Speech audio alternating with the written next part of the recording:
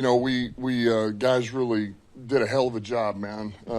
Everybody made their weights and passed the conditioning test. We looked good, all but one guy. So ready to go. Obviously, not pads today. We'll work them up. We're in acclimation. This is hour and a half practice, but we're really ready to go. So, it's hard to believe we're in year 6. For us, guys are excited, coaches are excited, and so it begins.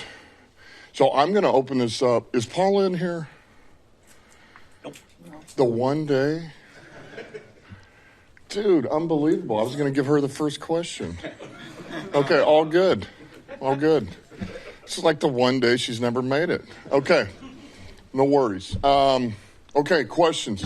We start with the 5 injury guys. I think we probably expected Branch of all of them, but the other 4, where's Kirby at for you in terms of being ready at some point this camp? And then the other 3, Izzy and Mahogany and Conklin, any long-term concerns with any of those guys? Okay, Kirby, it'll everything that I told you in the spring still applies to that. We've been working to this, but we're still in this.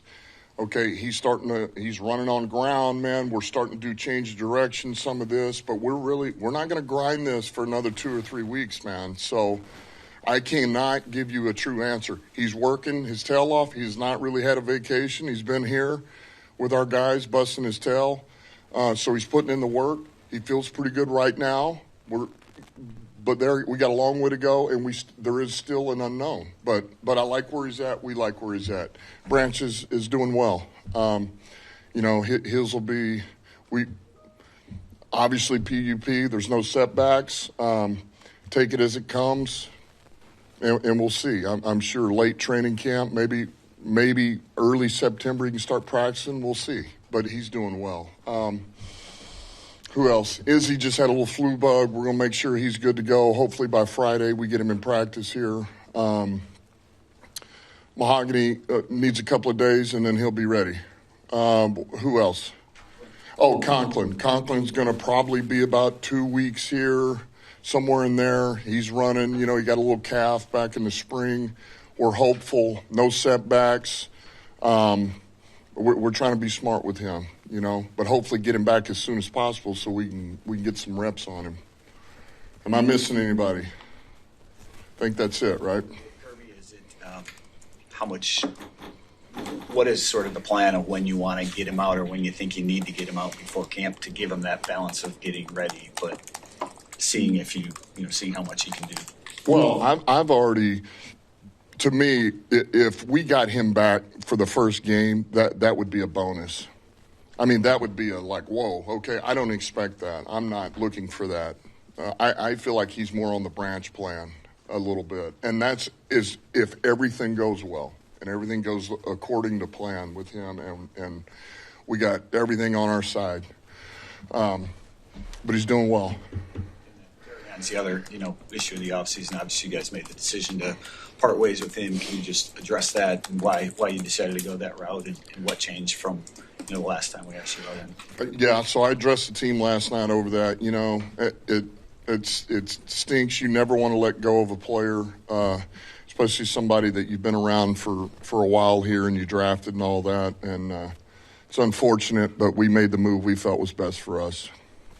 Concerned with filling that spot and some of the guys you got as far as filling that secondary? No, we're fired up. Look, it's why we got Rock back. We went and got McCrary. We knew we'd get Rake back off injury. We drafted Abney. Certainly Dorse is back. So, Ironsides is back. We feel pretty good in that room of the competition and those guys between veterans, young guys, and ability.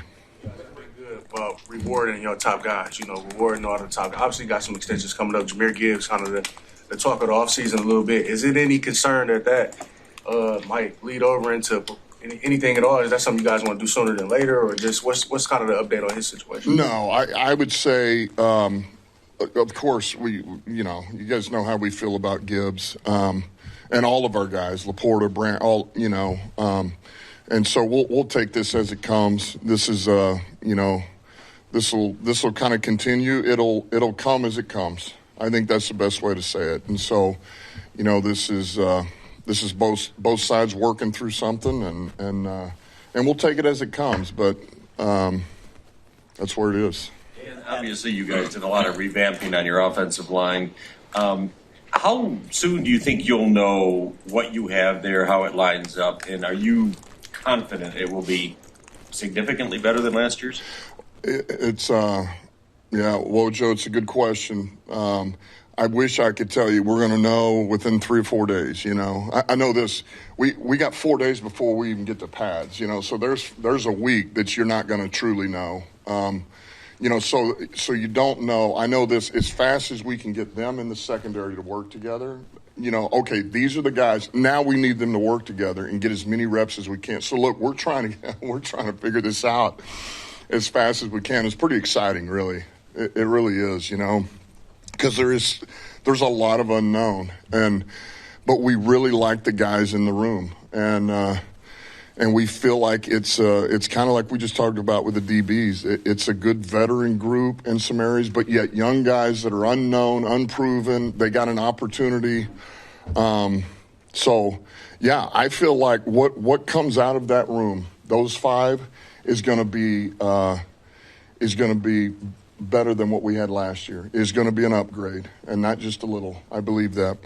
And McCreary, you talked about them as kind of nickel first guys when they first got in the building. Who's that? I'm sorry. Abney and McCreary. Yep. Does the plan change at all with them? I know you've talked about the ability to flex outside. Is there an early camp plan to maybe see what you got there, just in light of shifting personnel at the cornerback? Well, they will take some outside reps. McCreary's played out. Look, so does Abney in college. Now I know he just stepped into our building, but they'll take some of those outside. But we still want to, let them sink their teeth into some of this nickel. And look, we're going to let Rakestraw take a little nickel too on some of this stuff and see where it is. But all those guys got to be prepared to go outside. The guys we know who will stay outside right now are Reed and Rock, and then those other guys need to be able to, let's see if they can do some stuff inside. Yes, sir. It seems like the staff has been pretty steadfast that he's an outside corner. Just what have you seen from him in your first 2 years that makes you think that that's where he will stick eventually? Well, there again, the injury, just kind of the injury history with him has not allowed us to really see everything that he can do. But we know that's where he banked a lot of reps in college, was outside. He's got excellent feet, his hips, his change of direction. He's got ball skills. He can track the ball down the field. So there's just things that he's got about him, and there's a natural ability to him that you feel like is conducive to playing outside, and that's probably where he'll have most of his time. But yet, let's see what he can do inside too. Look, he's going into year 3. Although he hasn't banked a ton of reps, it's just, there's you begin to mature and you grow, and we feel like just from what he is internally, I'm not talking about the football player, but just you mature, you grow, you learn, and so we're pretty excited for him this camp to see what he's got. All the drives that you have into this facility, all your first days, I think you've said excited, 10, 15 times already, which we expect and you should be. But what makes the excitement for this year, this first day, unique? Man, I don't know.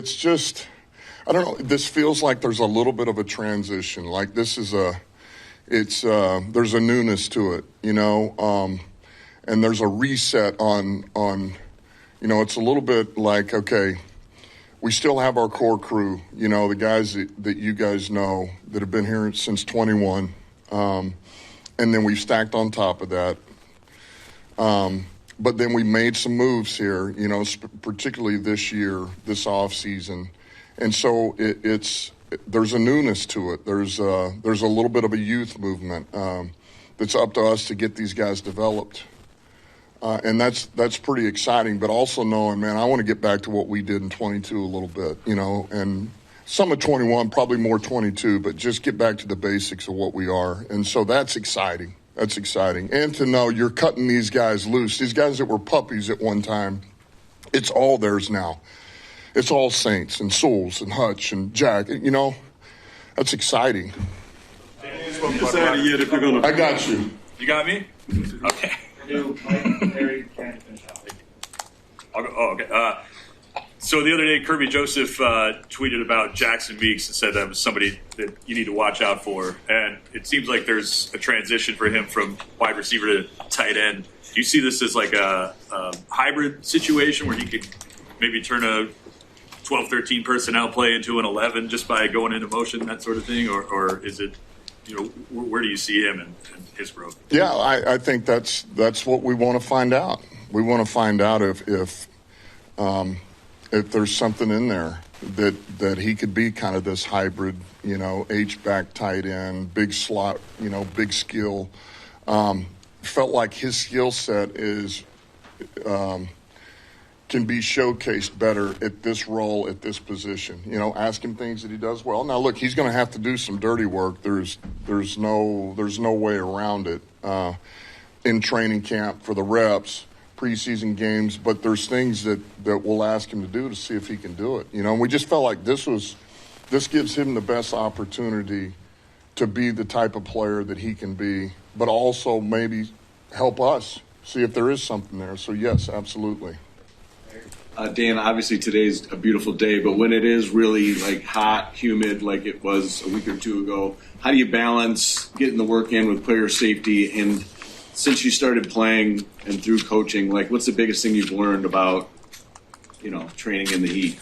Yeah, well, we haven't had to do it. I mean, look, I came from New Orleans as a coach last, and I mean, we did everything outside, and we practice early in the morning. Look, we practice early here, so even if it is a hot day, most of the time you kind of avoid it here. But I think the thing to keep in mind is, man, I am so conscientious of that and being smart with our guys, understanding what we have to do. But then remembering back to two-a-days and 3-hour practices at 3 o'clock in the afternoon, and it was like, dude, you're getting 50 reps in the morning and you're getting 40 in the afternoon. And by the way, you're not warming up or stretching. You better be ready to go. We're not going to waste 10 minutes on stretch for a 3-hour practice. We got too much to do. So I'm not saying we're doing that. You can't do that anymore. But don't forget, man, the body can go. The mind controls the body. You can do more than you think you can do. These guys are in damn good shape, and now we got to get them in football shape, and we'll work them to that. Hey, Dan, have you made the decision yet about playing the starters in preseason? I know during the last camp you said you were thinking about it more. Have you decided yet that you're going to? No, not. I mean, look, I would like to, but there again, this thing moves as we get through these practices. What do we look like? Who needs work? Then do they need to play together? Are there players that aren't getting enough intensity in practice, and the only way to get them there is they have to play preseason games, or we got to go live, or, so we'll work around that stuff. Right now I would like to, but we'll see how it goes. Thanks, guys. Thank you. Okay.